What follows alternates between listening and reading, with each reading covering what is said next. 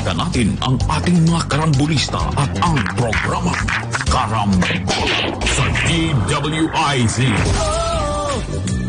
Nagbabalik ang Karambola kasama pa rin sa impilan, Conrad Banal, Jonathan De La Cruz, Joel Laksamana. Ako po si Trixie Cruz Angeles. Inabati ko po lahat ng mga gigiting na karambolista sa ating comment section. Kumusta po kayong lahat? Pati yung mga kaibigan natin sa overseas, maraming nagte-text natin. Tapos sa Bicol, magandang umaga sa inyong lahat yan sa Bicol. Umaga. Crisan, happy birthday sa iyo, Crisan, ha? Kay Bagong Pilipinas sa ating super chat. Magandang umaga po sa inyo at maraming salamat. Yes. Batiin ko na rin yung mga trolls. Kawawa naman, wala pumapansin eh. Para may kita naman sila. Kasi may bonus yan pag binabanggit natin yung mga trolls. Atra. O para hanap buhay. Tulong na namin yan sa inyo. Okay. Yeah. Salamat at pinatataas ninyo yung engagement namin. Para dun sa mga hindi pa nagpa-participate sa ating comment section, comment lang po.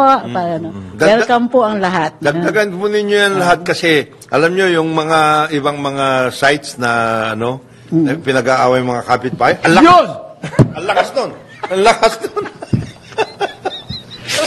Bakit nga? Sabi Ang lakas eh. Hindi kasi nasa nature siguro ng Pilipinas. Baka yung gano'n. Na gusto Katsawan. lagi may away. Katsawan sa Katsawan kanto. talaga. Piyesta nga, magkakaibigan eh. Pag nakainom na, nagtatagaan na eh. Paano ba naman yan? Eto, PhilHealth.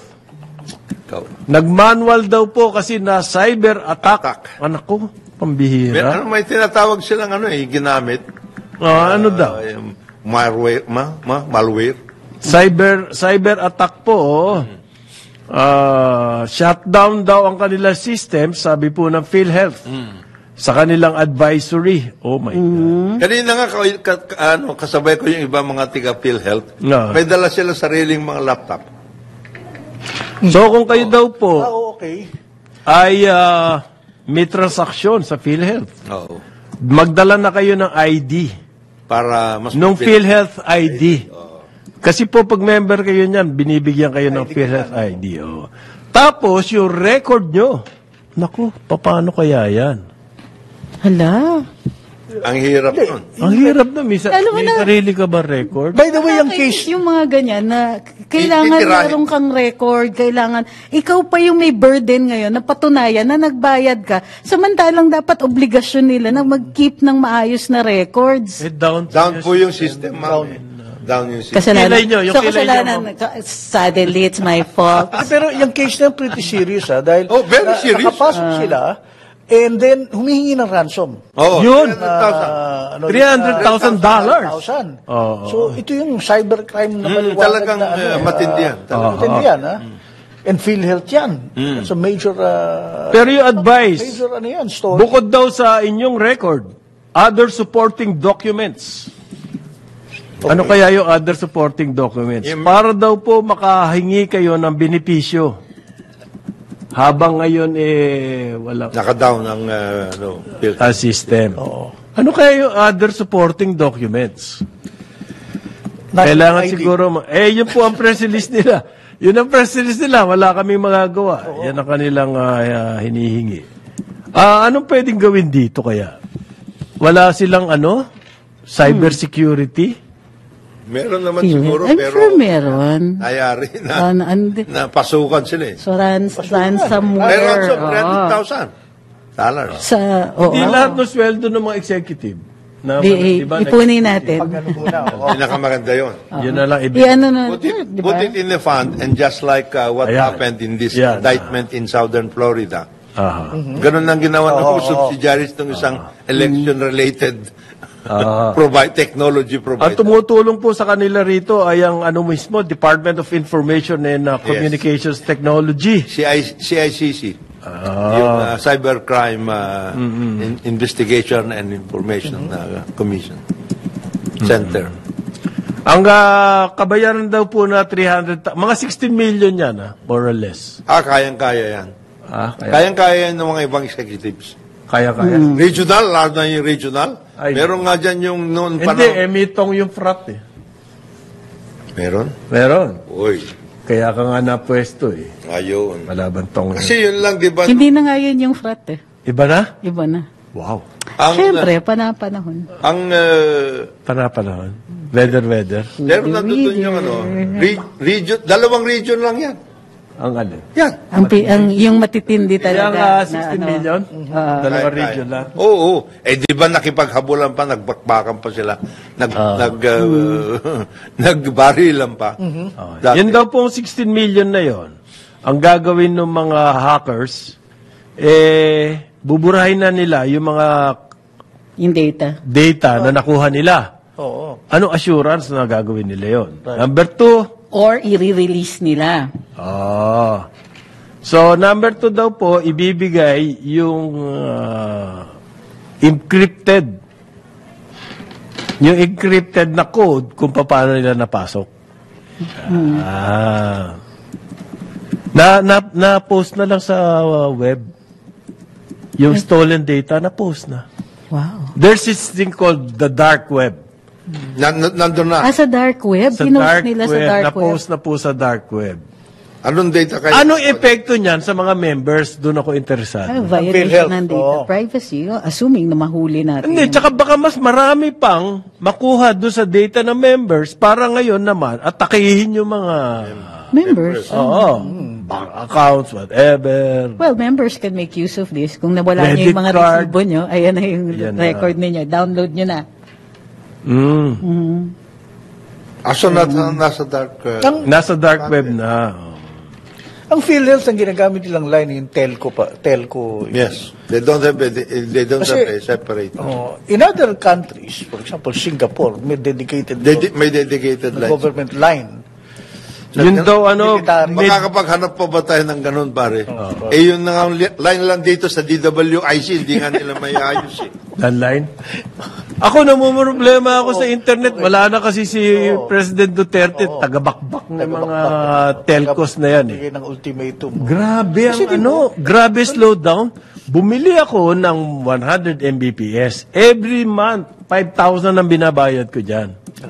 Alam mo, kahapon, nag-test ako, less than 1 Mbps. Less than 1. Ikot lang ang ikot yung ano mo, no? Pag streaming mo.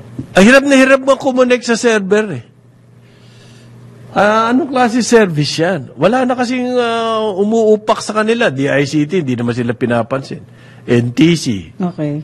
Sino pumapansin sa kanila ngayon? Di magtataka ka ba merong mga ganito cyber attack sa atin? Kasi po, ang kailangan din ng malakas na system para cyber security. Kung napakahina ng iyong Paano mo system, paano mo madadali ang mga yan? Okay? Yung mga cyber attack po na yan, nadadala din yan ng mahihinang sistema. Medusa ransomware yung sinasabi. Pare, Medusa. We are doomed. Napanood ko sa Netflix to, we are doomed. Pag ganyan. Pag gano'n. Oo. Okay.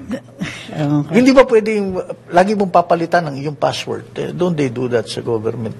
Hindi. No, they have their own systems They have their own. Hindi, madali naman makrack yung password kapag mga hackers. Pag hackers na magagaling. Meron na silang Hindi ako, pag pumipili akong password, talaga nire-research ko. Hindi mahuhulaan yun. hindi ka palang tinatarget. Oo. Malapit ka na. Huwag mo sasabihin niya. They have ways to crack your passwords. No? Targetin natin ito. Yung mga ganong kagagaling na organized na hackers, pero yung mga ordinary hackers, Wala yun. pero yung mga organized. Narinig namin sa Karambola si Mr. Laksamana mahirap daw yung password. Sige nga. Sige, tirahin ko nga. Kaya ang defense natin is always dapat dynamic. You don't rely on one system all the time. Duplicate. Mabago ka nang magbabago. Redundancy. Tawag dyan. And particularly, ang government agencies, may pondo naman yan. Ha? Meron? I hate to bring it up. Meron? Pero Meron daw pondo. nagiging parang rocknetting eh. Rocknetting? At saka Hindi flood control? Imbis na i-upgrade. Kasi pwede naman humingi. Actually, nakikita naman natin yung budget process eh. Pwede kang humingi na to upgrade both your systems, your equipment, and all that in the name of cybersecurity. Ang problema sa PhilHealth, napakakapiranggot na nga lang ng tulong na ibibigay sa iyo. Nawala pa. Pahihirapan ka pa ngayon. You bring your own records and other supporting documents. Ang problema kasi, one of the most basic na naging problema ng ating government agencies as far as IT is concerned is that many, if not most of them, have been vendor-centered. Yung vendor ang tumitira. Kaya, pag nag-ano yung vendor, madali mo Ang vendor ang nag-i-specify kung ano kailangan mo. Terms of reference nila, etc., etc. Diba? Ganong klase. Meron ba ganon? Karamihan. Sasabihin ng, Tayo. Joel, Ang kailangan mo, Rolls-Royce. yan. Ganun. Best pa yung ginagamit mo Kailangan Rolls-Royce ka. Ay, naka. Mahina. Servisyo mo. Papayag ka ngayon. O, siyempre, makamtan mo lang yan. Yun ang nagiging, kasi wala pang DICT, no? Nobody was putting up any kind of Sila standards, nagdidikta. etc. Sila nagdidikta. Bibilin mo. Ganon. Kasi ano ba naman naiintindihan mo? Kagaya ng 2 or 3 years ago, nagkaroon ng banatan dyan sa di ba sino ba yun? Si Ernie Pernia. Nagkabanatan tungkol dyan. Sa NEDA. Sa NEDA. Kasi sila may hawak ng PSA Mayroong naglabas na sinabi, bakit palaging yung vendor nga? 10 years ago, siya na rin At saka we are talking about... Hanggang ngayon, siya pa rin yung vendor. And we are talking about the same, we are talking about the same upgrade, ganon. Hindi stay free yan. Hindi, iba pa to. Iba yan. Iba pa to. Stay safe. Pero, stay safe. Stay safe. Yung ganong klase. So, ngayon lang nag-aayos yata si Sec Ivan To be fair, from the start, ang pinupuntirya talaga ni Sec Ivan has been cybersecurity. Isa yan dun sa mga primary na pinupuntirya niya. Mahirap lang talaga magtrabaho pagka sarili mong mga USEC Ano na naman sa USEC? Wala naman by the way, sinasabi. Ano ba? By the ano way, ba yung mga USEC? Huwag ka tatawag ganyan, Can you not hire and fire? Ibig sabihin yung mga Meron kasing nag-ambition Ayan. Merong by the way, during the budget hearing ng DSWD, sinabi kay Secretary Rex, yung mga USEC at saka ASEC mo, 20 kayo. Dami yan. Dami. Ginanon siya. So sabi niya, I'm asking them to file, file their courtesy now. So magtatanggalan sila. Sabi niya. Sabi niya. Ayun, and of course, budget hearing yun, para you have to say anything that they want to hear. Of course. You have to promise. Kamukha, budget hearing. Ito, yung mga state universities and colleges, hinihiling po nila, tinastasan kasi yung kanilang budget ng 6 billion. 36 po yan na SUC kung tawagin, State Universities and Colleges.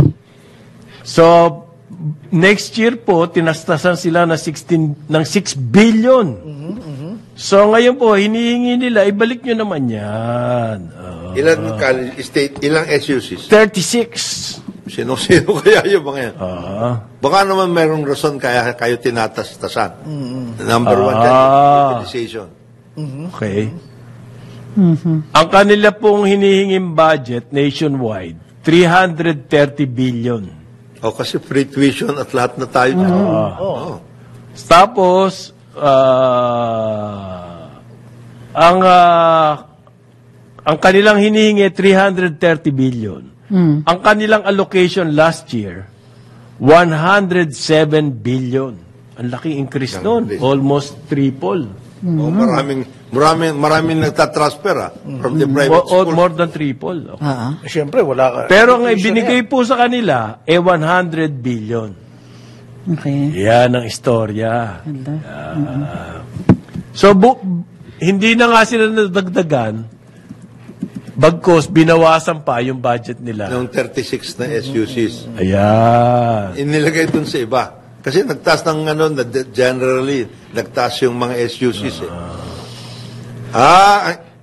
may nag-test ngayon sa akin from Bicol.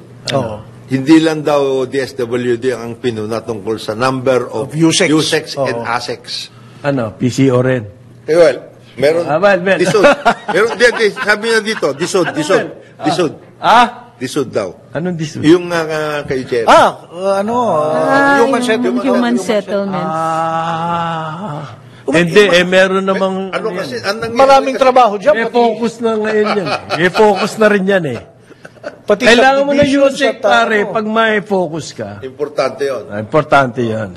Kasi may plantilla positions. That's another issue, tungkol dyan sa number of people in the bureaucracy. Yeah. It is a continuing problem, streamlining, etc., downsizing, etc., kung ano yung nangyayari. Lalo nagiging endo operations ang gobyerno. Pinakamalaking endo operator tayo eh. Yeah, totoo yan. Yeah, kaya tignan niyo yung OTS, yung nahuli, na kumakain ng dollars. Hindi nila makakasuhan yan ng admin. Kasi yung kaso ng admin, kung ikaw ay plantilla, kung contracted service ka, you're ruled by the contract. Well, end contract lang siya. End of contract lang siya. Hindi mo pwedeng ikulong. Tignan natin kung ano yung, kung magfa-file ng kaso yung victim, at kung matsatsagaan niya yung kaso, yung babalik-balik siya dito para magtestigo. Paano kaya itong tatastasan? Na mga colleges, hindi na sila free tuition o manghihingi na ng... Hindi. Anong gagawin nila dyan? Baka sinasabi lang dyan, kaya nyo natustusan yung inyong mga sariling discount at this point in time on the basis of your last year's budget. Of this year's budget. Okay. Halimbawa, hindi, baka maapektuhan yung mga free tuition eh. Yun ang kinakakaba ko eh. Hindi, halimbawa, one possible scenario dyan nangyari, 13,000 ang enrollment mo dati. Babawasan mo. 10,000 ka lang ngayon naman eh. Show me your enrollment record at this point. 10,000, di kaya mo na yan. 36 Kaya nga, 36. Kaya ginagawa dyan by ASUC. O dito ka, ano yung ano mo? Yun daw pong budget cuts sa mga capital outlays. Ayan. Ang sabihin niyan po yung mga facilities, mga equipment. Yan ang kanilang bawas. Every year dapat nagdadagdag ka dyan sa akin. So baka ito mga universities, laboratory or something, magtigil doon. Organize kayo na lang ng campaign for endowment. Maganda yung endowment, Kasi, pera lang kung gagawin pong bawal na ang voluntary contribution. Hindi pwede yan. May hirapan. May hirapan kayo. Tapos ipa-segregated fund nyo kaagad, katulad ng ginagawa. Para trust fund. Alam mo, may mga schools, ang galing nila dyan. Meron sila talagang mga program. Paano, lalo na mga alumni. Bibigay. Tsaka yung mga Foundations. Okay. Kasi may tax break yan. Meron. Okay. Pwede nilang work out din talaga. Ngayon, ang ano din dyan yung utilization ka Education, 100% ang ng income tax. Zero tax rated yan. Talaga? Yes. Education, yes. So on income, on income from education. So, 100% deduction. So, kunwari, tuition, isiningil sa sa estudyante, yung binayad nila, although that's income, walang tax. Walang Zero tax, tax rated siya. Di ba, natanda mo, Trixie, at one point in time, nagkaroon ng banatan yung mga, yung mga eskwela, religious... correct.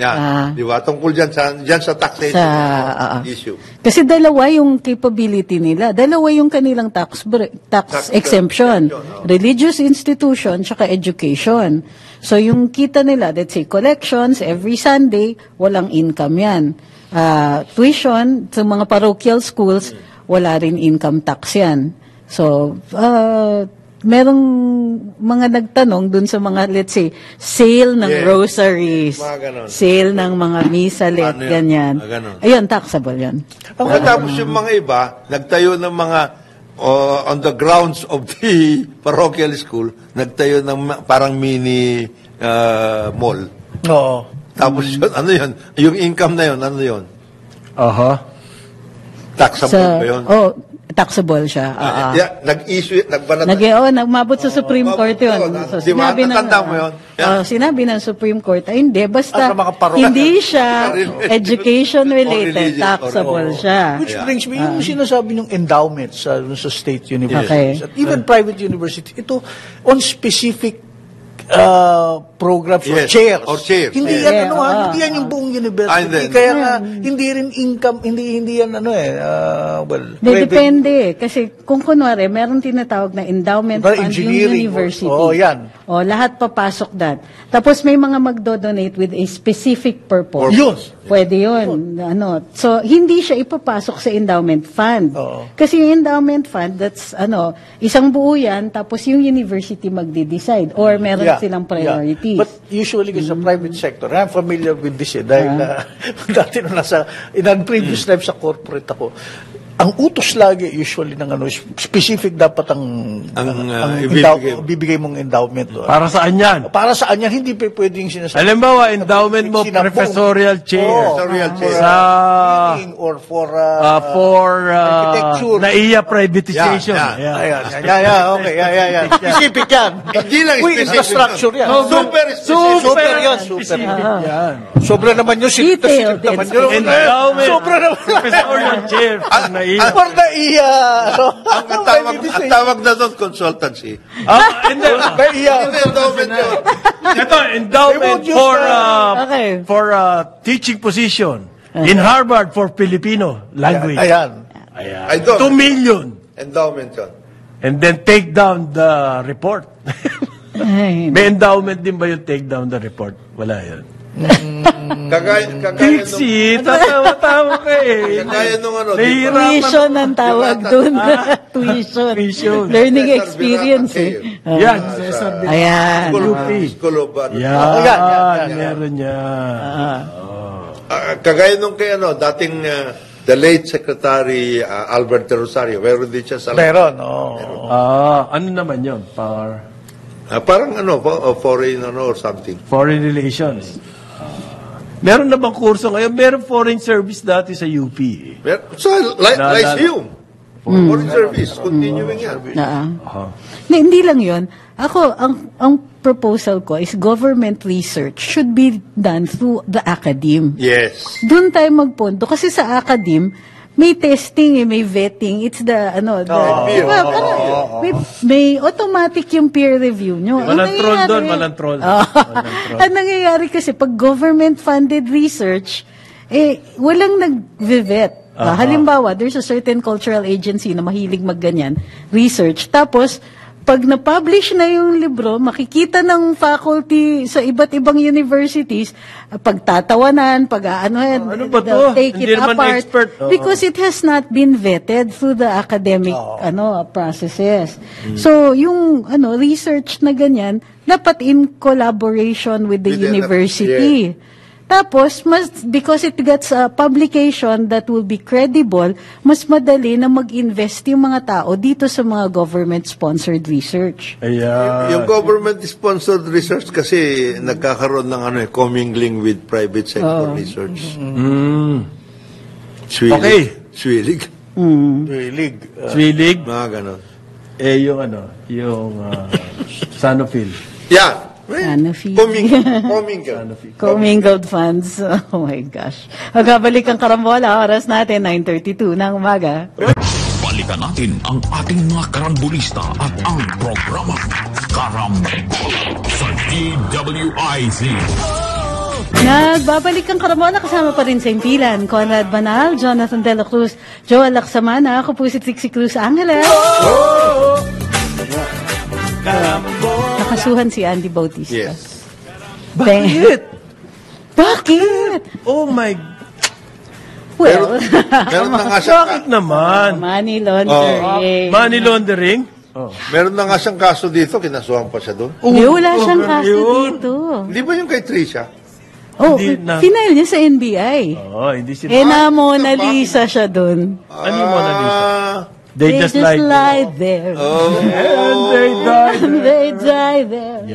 Ganon? Oo. Hindi na-file? Hindi lumabas sa investigasyon. Ang dami naalala ko, there were about 6 or 7 potential cases. Yes, so... Kumpleto na yung evidence dun sa ghost employees, dun sa... Kalain nyo, meron siyang mga payslips, and these were submitted, so this is public record. Nakita sa envelopes at saka payslips made out to ghost employees. In PCGG. PCGG. Baka marami talagang multo doon sa building. Posible. Dapat exorcism. Blessing. Na humihingi na sa... Para may Phantom of the Opera. Oo. Lagi siya may sahod, di ba? Oo. Nung tinigil yung sahod niya. Nagkagulo. So, kailangan sahuran ni... So, nakitang-kita yun. Ang nagkaroon ng sahod siya. Hindi naman yung ghost eh. Siya bang ghost? Sa kanya, nakita ka sa Amerikano eh. Hindi, baka hindi pa na ibibigay. Tama. Siya ang paymaster. Kailangan nga pala ng signature. Mahirap lumusot, ano? Pag ganyan may ebidensya sa'yo, paano mo lulusutan yun? Paano mo lulusutan? Anong dahilan? Bakit nasa iyo yung mga papeles na yan? Anong dahilan mo? Di ba? Hindi mo na pwede sabihin, pinatago lang ng kapatid mo, yung payslip na yan. PCGG. Mahirap na yun. Mahirap na yun. Kapag minaniwala sa iyo doon, kailangan patingin na yun sa doktor ng utak. Tapos yung 34 accounts. Ang dami nun.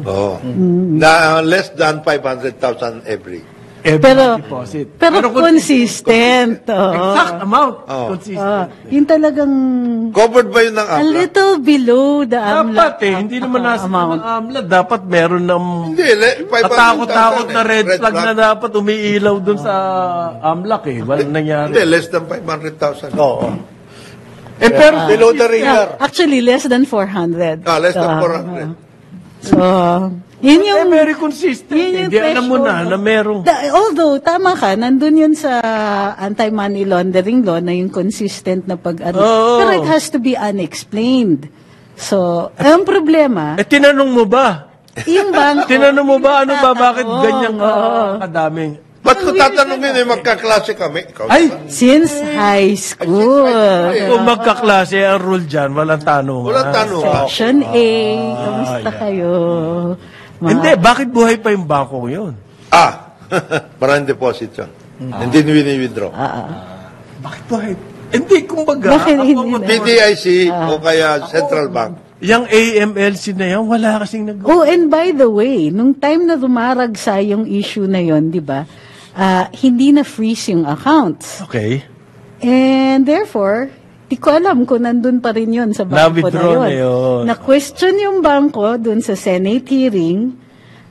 Tapos, ayun, na Mona Lisa na naman after after yung hearings ng Senate Committee on Banking and Finance. Ang kinakakabak kasi, mga katoto, itong Andy Bautista na to, maraming hawak na informasyon tungkol sa dayaan sa eleksyon. Hindi daw. Hindi daw, sabi niya kasi, yun ang kanya siya, I never participated. Never! Di ba? Kasi, hindi, kasi kung may hawak kang ganon, lahat na lang takot sa'yo. I-expose mo Kaya nga. Indicted siya sa for money laundering. Sa US. Sa US. Okay. Ang allegation doon, siya ay naging recipient. ng isang bank account na associated with him, naging recipient ng funds coming from overseas from some subsidiaries of an election technology provider. Yeah. Yun ang unnamed tech firm. Pero Department of Human... wala na iba yan, kundi Smartmatic. Department of Human Security.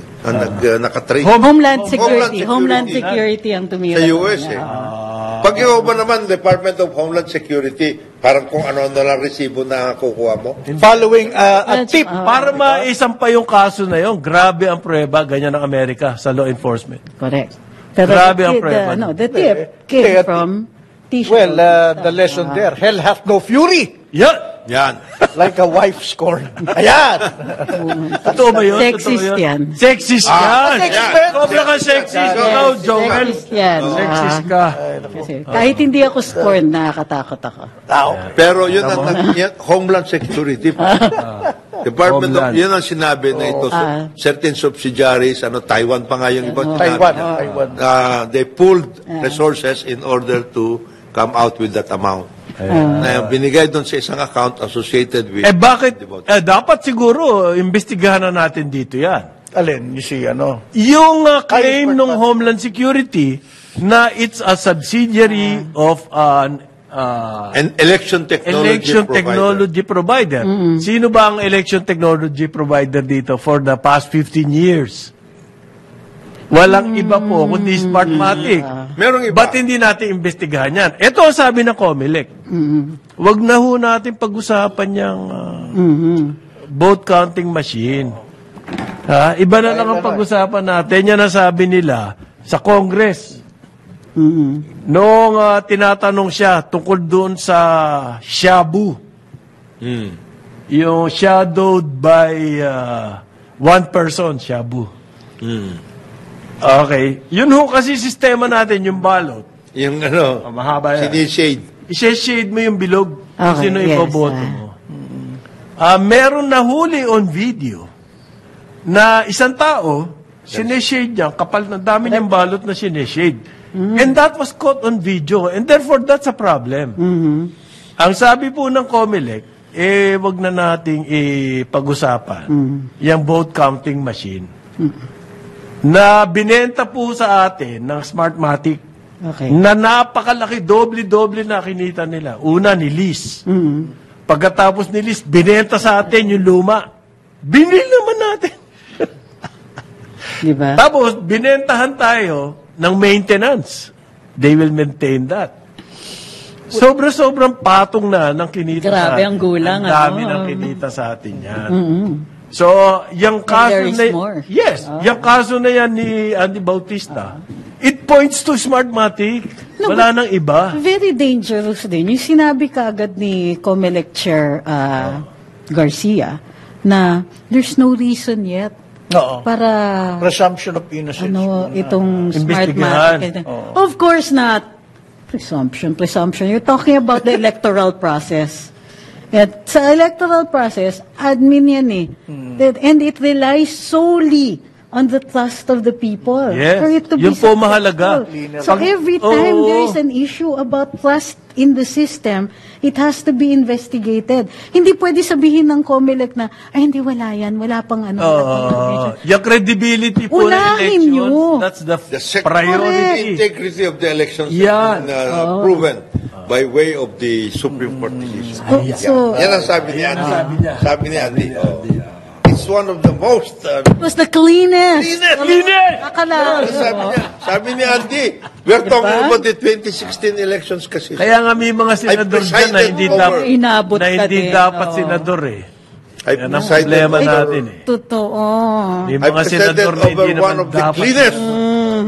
Sabi niya, I presided over one of the cleanest elections in Philippines. Bakit may kaso ka sa Amerika? Meanwhile, I don't have anything to do with that. I do not recall. I don't have anything to do with that. I never and will never accept any kind of... akalain mo na. Pwede ka spokesman pa. Pwede na. Pwede ka spokesman. Saktong-sakto, di ba? Swak na swak The cleanest elections. The whole point here is, meron pong kaso sa Amerika may impact sa atin. Wala tayong ginagawa.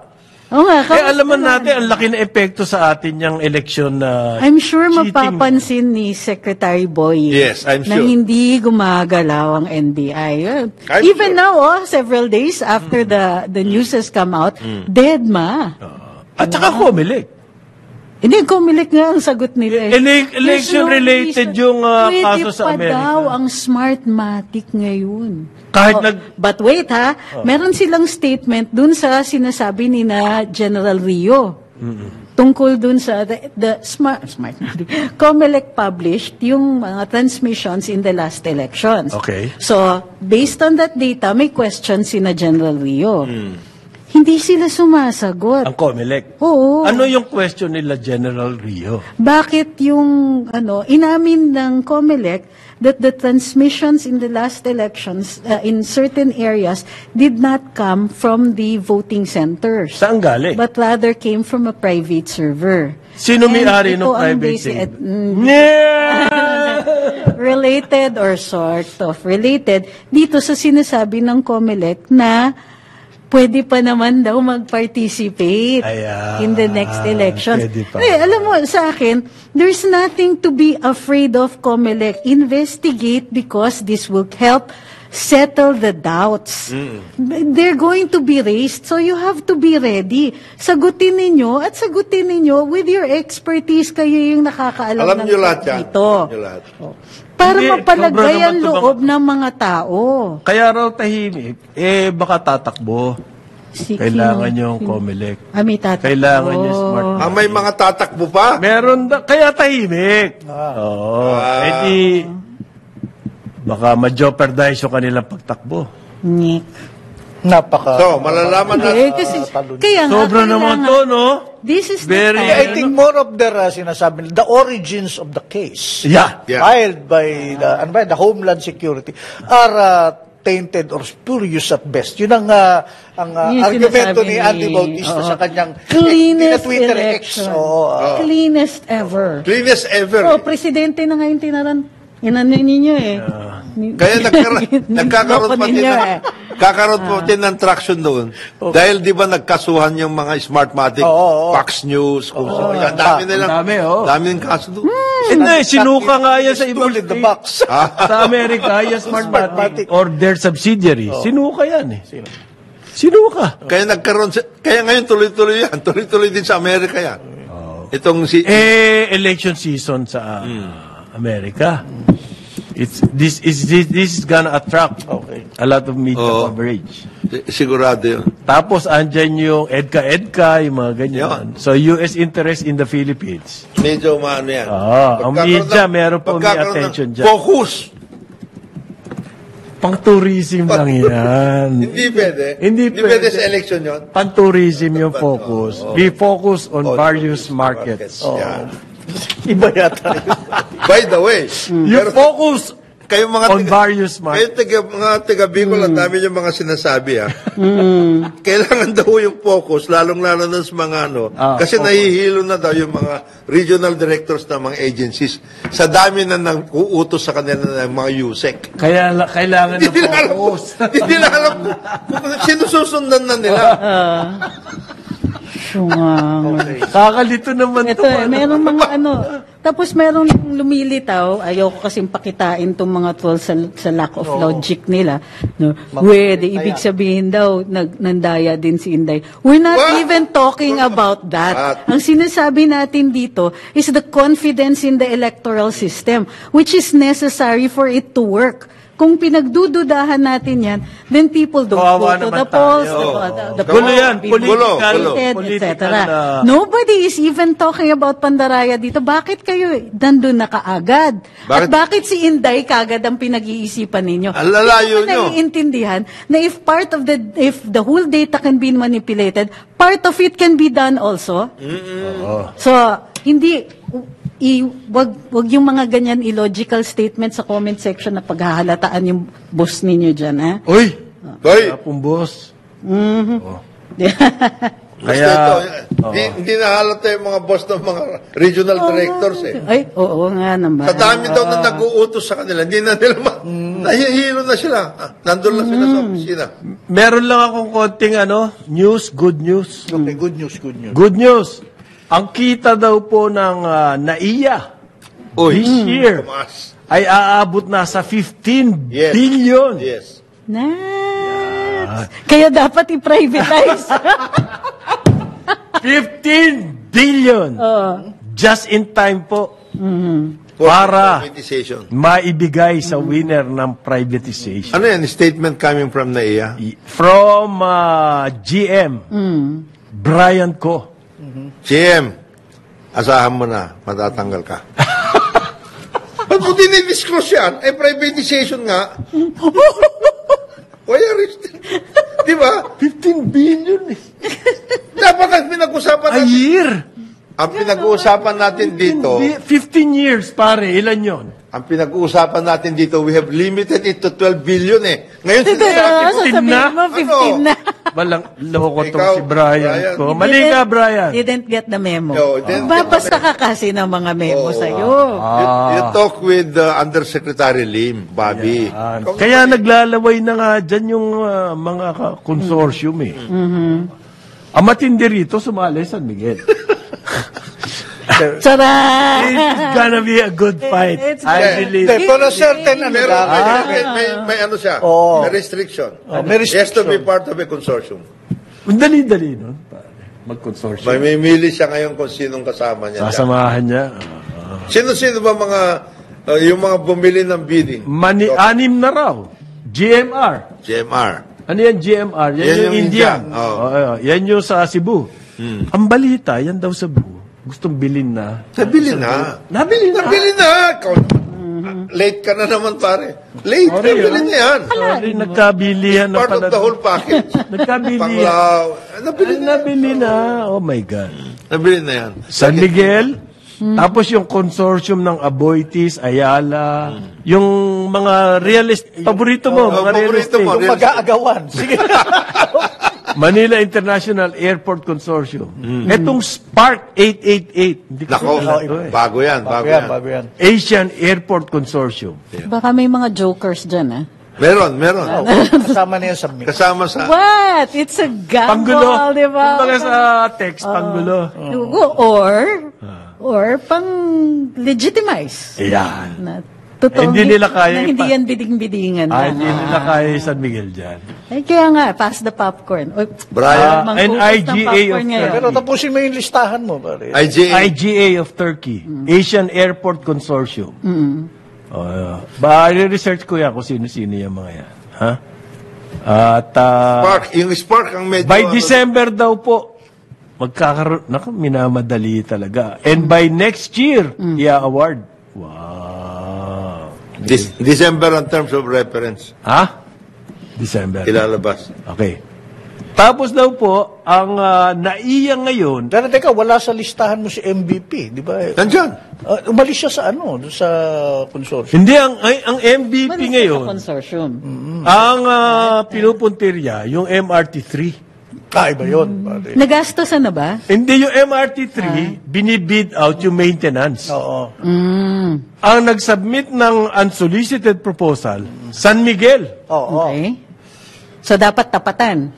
Hindi. Hindi. Ginawa niya, nag-submit din siya ng proposal. Dalawa na ngayon yung unsolicited. Ayun. Tara. Ano ba rule pag ganyan? Hindi. Yung San Miguel kasi na, panahon pa ni Duterte. Hindi, yung Nag-submit. una yung, dyan. But I can see why they did that. I-challenge nila, akyatin nila yan. Patatagalin nila. Patatagalin. And then negotiate. Kasi normally Hindi kung yung dalawa una, ang interested, di bidding. hindi. Kasi pumasok na yung first eh. San Miguel. So is they will consider the second as part of the Swiss challenge. Ayan. Papasok siya dun sa Swiss Yes. challenge. SGS. Oo. In Swiss. which case, SGS. Kikita na naman ng SGS dyan. Swiss. in which case, pwedeng ang last touch dyan will be the First. yung SMC. unsolicited. Yan. Sa- Ano yan? MRT3. Ang nakikita ko is, they will challenge. Ayan. Sabihin nila, hindi, gray area ito. Akit yan sa Supreme Court. Court case Abang-abang to. na tayo. Walang established rules dyan eh. Walang walang basihan eh. Kung anong gagawin mo eh. Na kapag merong unsolicited proposal, tapos may nag-submit din ng another proposal, dalawa na yung unsolicited mo. Hindi, it doesn't work that way. It doesn't? Nauna yung Nauna. At so, i-consider siya na part of the Swiss challenge or Aha. Pero mabalik tayo sa ang GMR nandun pa rin. Ang GMR, Sino pa- bumili ng bidding. Sino local nila? Wala eh. Wala akong alam. Ang alam ko, ang San Hindi, Miguel, yung partner nila ang sa SMC, Cebu at sa Clark. ang partner ng SMC sa Bulacan, yung New Manila International Airport. Korea yata yun. Dalawa nagbakbakan dyan na sikat. At hanggang ngayon, hindi pa nila ina-announce kung sino ang kanilang partner. Most likely, yun din ang kanila magiging consortium dito sa NAIA. Pero ang NAIA daw po ay tumaas ang ranking as a hub. Talaga? Meron kasi yung...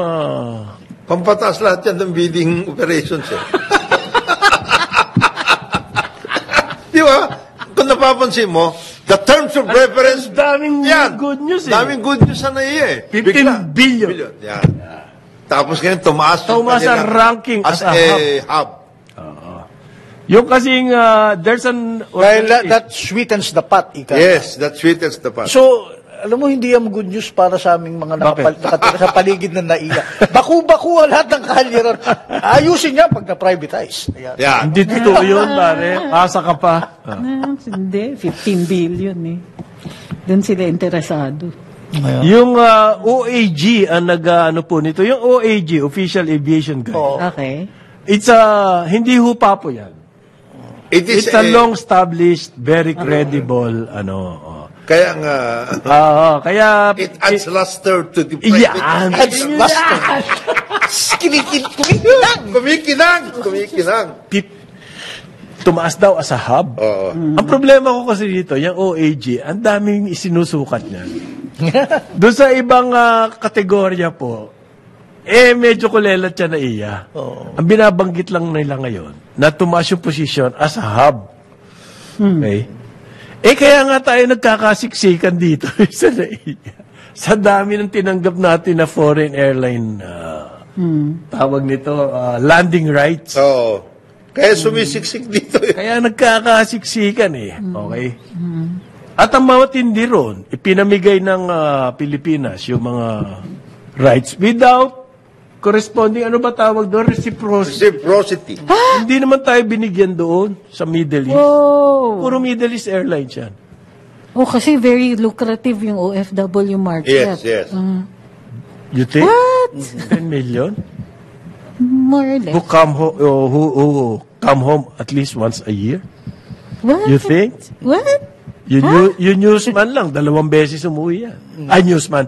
Yung tawag dito, yung Marine. Seaman. Seafarers. Seafarers. 2 beses umuwi yan. Ganun kasi sila kasi 6 months ang kanila. 6 months lang. Ngayon,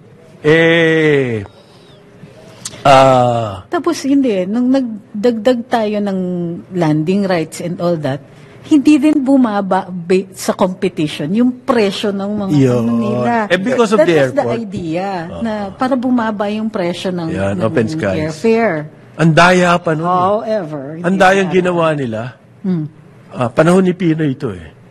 Yung, yung kanilang, yung terms, na kasi may pressure nun from the Pampanga, yung Clark. Yes. Na gawing ipasa sa Clark. Yung ibang flights kasi nga skip na sa NAIA. Okay. Dalhin na rin sa Clark. So sinama yun doon sa negotiation. Kunwari, pumayag. Sa reciprocity. Yes, maglalagay. Sige, pulilipad kami sa Clark. Pero may kondisyon. Dapat yung aming volume sa NAIA, ganito muna kataas. It will reach this. And that volume is impossible to achieve. Given the single So therefore, walang naglalanding sa Clark. Meron ba naglalanding sa Clark ngayon? Wala. Bukod pa nga sa kasi nga, yung terms na nilagay. Kalug-kalug nga airport. We will have... ang mahal. We will have 2 flights a day. Yan. Sa inyo, Cebu Pacific at saka Palio. Okay, entitled kayo dyan. We will also have reciprocity. Pumunta nga kami sa Clark eh. Pero ang volume sa Manila, kailangan. We have to reach that. Kala ko reciprocity din sa presyo. Wala. Pagka ganun, wala talaga. Kaloka. Magaling. Walang gumagamit ng mga hangar, walang gumagamit ng ibang mga facilities. Nagtataas pa ng fees. Pag na-privatize daw yan NAIA, tataas ang fees niyan. Panigurado. Sigurado. Meron na tayong example eh. Clark. Tataas ang fees. Wala nga concessionaires. In any privatization, the increase in service infrastructure will have commensurate increase. You're doing well. Sige, go on. Ganun naman. In fact, ayan na nga, magtataas na daw ng CAPEX ng Maynilad at Manila. So before I start reviewing breakfast, maraming salamat sa pagsubaybay sa karambola nitong araw na ito. Antabayan ang susunod na programa, Ronda Pilipinas with Sir Dennis Antenor Jr. Award-winning. On behalf of Conrad Banal, Jonathan De La Cruz, Joel Lacsamana, we'll see you tomorrow. Ako po si Trixie Cruz Angeles.